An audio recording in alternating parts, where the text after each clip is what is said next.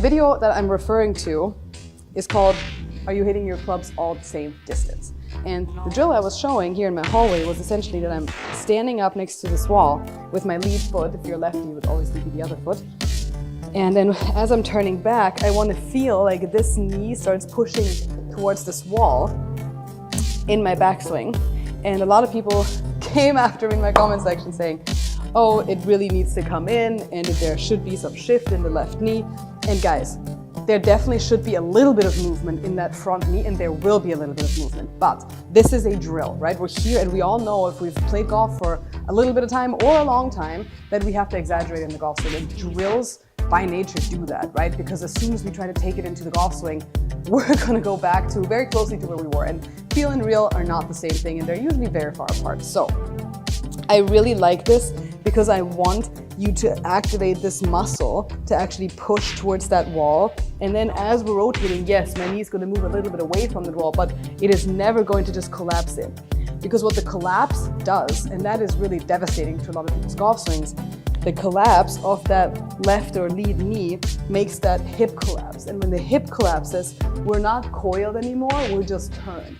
You see how I'm facing, like my body is fully facing this wall, even my hips and my shoulders are fully facing this wall. So what happens, now I have too much turn in my backswing, and I'm likely overswinging, and I'm also likely way too shallow in my shoulder plane. So this is a steep shoulder plane, or steeper. This is more steep, this is shallow, a straight, like parallel to the ground. So as this breakdown happens, a lot of people turn too shallow, have too long of a swing, and now the problem is that they've turned so much in the backswing, they are going to not turn in the through swing. So you've turned so far away from the target that now turning back to the target is going to be really hard. So first, you've got to get the club from wherever it is, likely overswung, back up and around. So you're starting to cast the club. You're likely starting to throw it down. And then your hands are coming down because you had to kind of throw it from this overturn and overswing into the downswing at the ball, which we obviously don't want to do. And then what happens, your body, because your hands are now overtaking your body has to stop and stall. And that's when we see people, a lot of amateurs, not having enough turn at impact.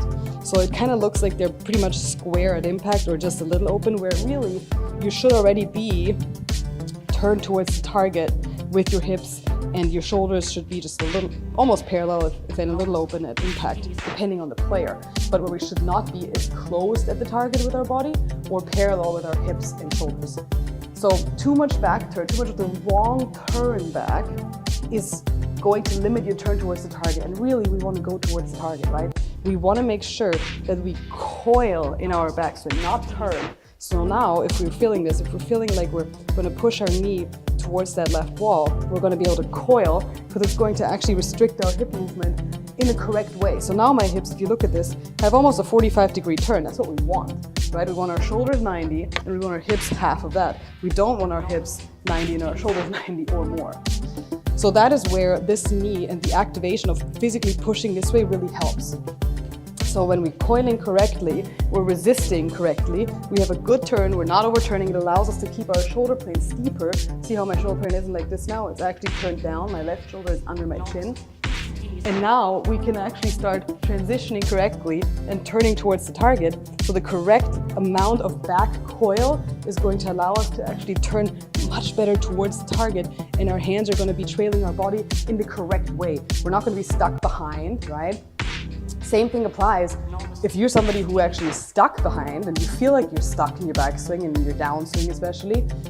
What happens is you don't turn enough with your body. That's the other extreme, right? If we're just exaggerate here and we're just not turning at all, and then we start turning forward to the target too soon because there really wasn't any back turn or back coil, then we're stuck behind. That's why a really good coil, having that feeling of our left leg being very stable and coiling around it, my left knee comes forward a little bit, it feels like it's pushing towards the target, and yes, it's going to move in slightly, and then we can actually correctly fire towards the target. And that is why this left knee is so key for a lot of players, because it actually allows you to create coil, not turn in the backswing. So I hope you guys enjoyed this video. If this is your first time on my channel,